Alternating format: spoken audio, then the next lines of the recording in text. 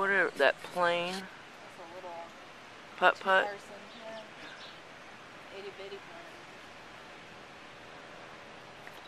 They're busy, aren't they? Man, I'm kind of worried about my son's dad. What's up with him? He got deployed to Libya Man, last it's Thursday, just... and I haven't heard nothing from him. That's pretty scary shit that's happening. Kind of They hate us. They hate us. They want us out. It's not over some stupid movie. The media acts like it is, but it's all over. We're killing them with our drones and shit. They want our asses out of there. They want us out, and they I just can't sent, blame like, them. more in, you know.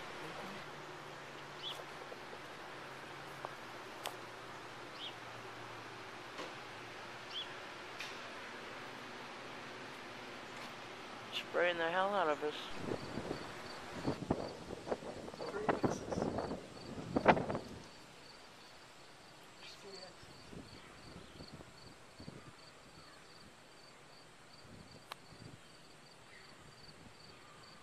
Crazy.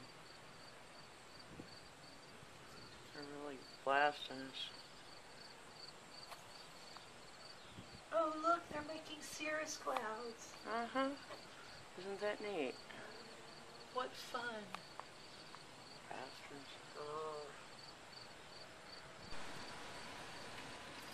Taking no water. Alright, I'll see you soon. Have a good one. Okay, bye.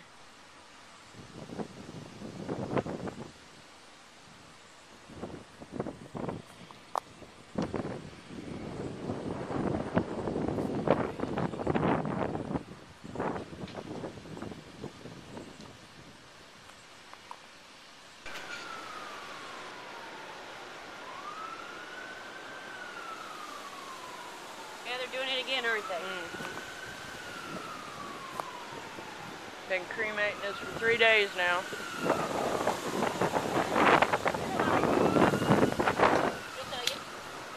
Do you really want to know? Yeah.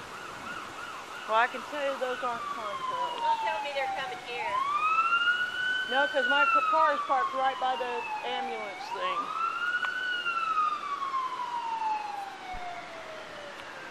Check that.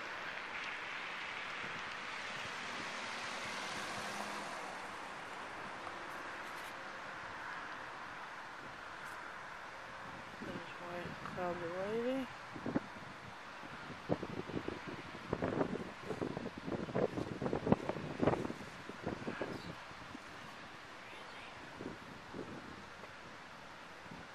Crazy. And spraying the heck out of us all day long.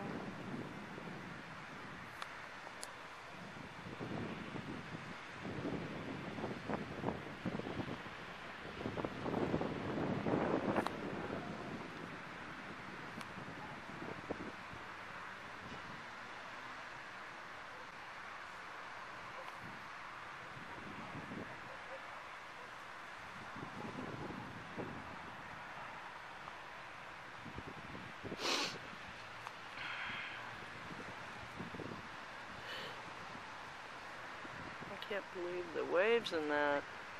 It sure looks to me like they're using frequencies to stimulate that. You can see the waves.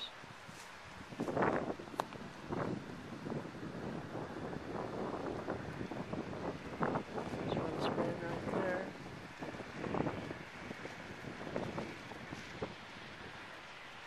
Okay, go back in. I'm at work taking the trash out. Thought I'd get a quick shot of that.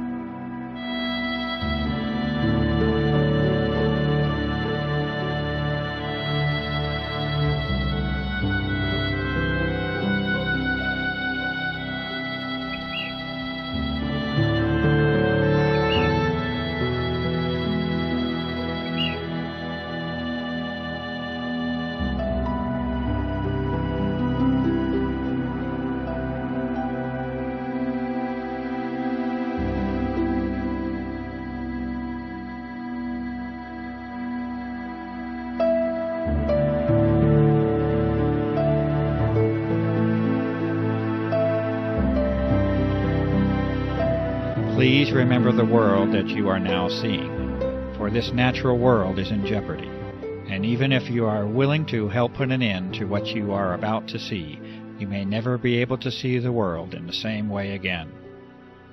In the early part of 1999, an immense operation began, an operation using aircraft that many of us will find difficult to accept.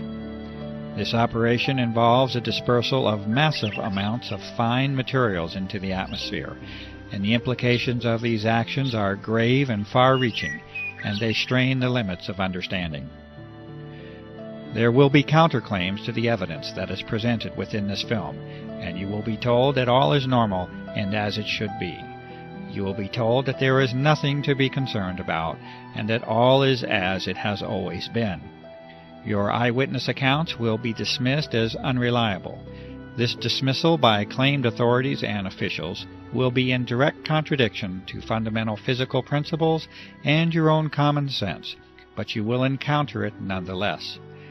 This dismissal now spans a time period of more than 5 years, and it accompanies a grassroots awareness that has been reached by millions of concerned and engaged citizens. From this point on, I urge you to use your own mind to reach your own conclusions on the truth of the matter.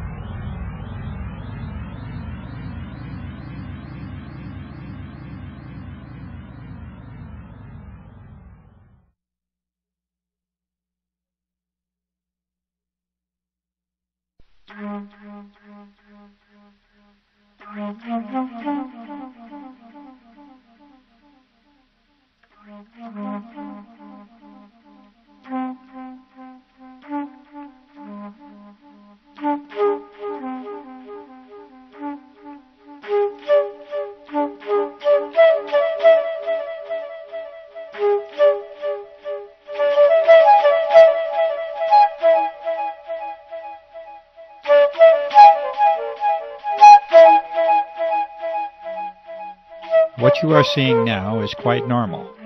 These contrails are the trademark of high-altitude aircraft since the close of World War II. You notice that the condensation disappears fairly quickly, much like your breath on a cold winter day. This is as it should be, and as it has been. For those curious enough to delve into the physics, chemistry, and thermodynamics of contrails, this normalcy has a more thorough explanation. Yes, science and common sense do agree, and the balances of nature are achieved with this common phenomenon.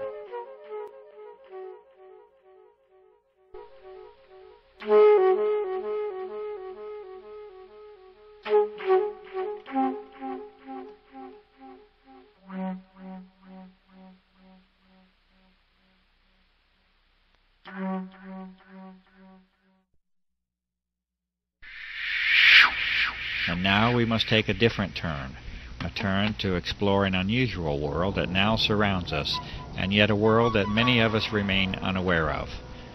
The atmosphere of this planet has been changed, and you are now being introduced to one of the main causes of that change. The aircraft at the upper portion of the screen is leaving a normal contrail, and it vanishes as any trail of water vapor is expected to. But beneath it you see an aircraft emission that is stationary, thick, continuous, and persistent, and it must eventually be concluded that it is not primarily water vapor. The environmental conditions for each trail are not exceptionally different from one another, and yet the result and impact from each trail is entirely different. The only logical way this can occur is if the trails themselves are very different from one another, and indeed they are. The majority of the footage that you are now seeing has been filmed in the high desert regions of New Mexico. This is an arid environment with very low humidity levels. It is, in fact, a classic region for conventional contrail formation. Contrails themselves can and do form easily in a low humidity environment. In the past, the passing of a short-lived contrail in the high, clear desert sky was an innocuous and frequent occurrence. Cold and dry conditions, exactly those conditions that are normally found in the upper atmosphere, are extremely favorable to contrail formation. The humidity levels of the upper atmosphere are actually relatively low, and is one of the very reasons that most clouds occur in the middle of the troposphere, being the lower portion of our atmosphere up to an altitude of approximately 7 miles or so. As this examination of our atmosphere continues, we will be now required to consider 4 types of events or phenomena. In addition to the customary existence of clouds and contrails, we must now consider a new entry, that of the aerosol. An aerosol is a solid particle in suspension, either in a liquid or a gas, and in this case we are considering the atmosphere as the gas to study. The aerosols will manifest in 2 primary forms, as an aerosol emission from aircraft and as an aggregate or collection of aerosols in the atmosphere.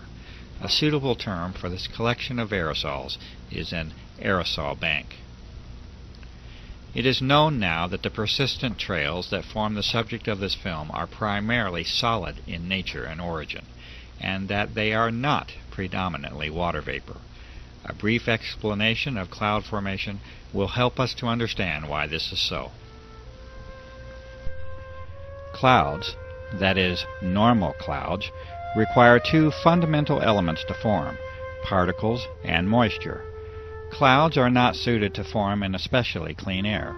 They require particulate matter, called condensation nuclei, that act as a base for water vapor to adhere to. The size of these nuclei, for the process to be effective, must be extremely small.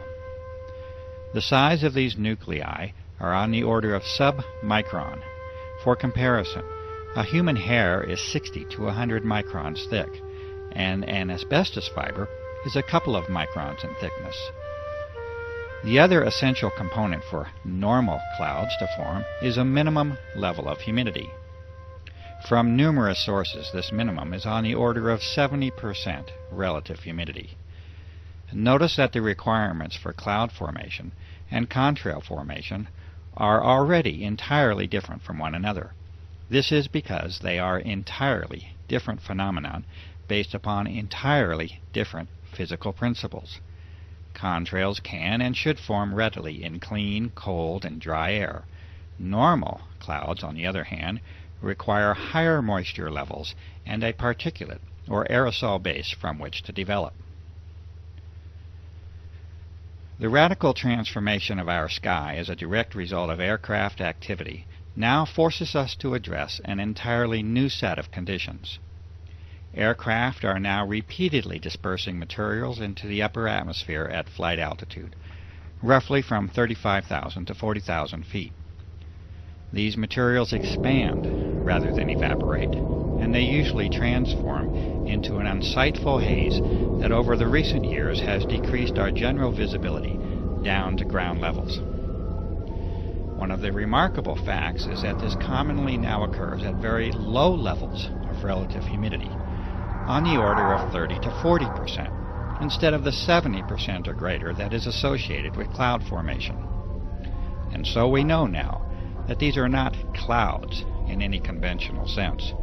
They are indeed a unique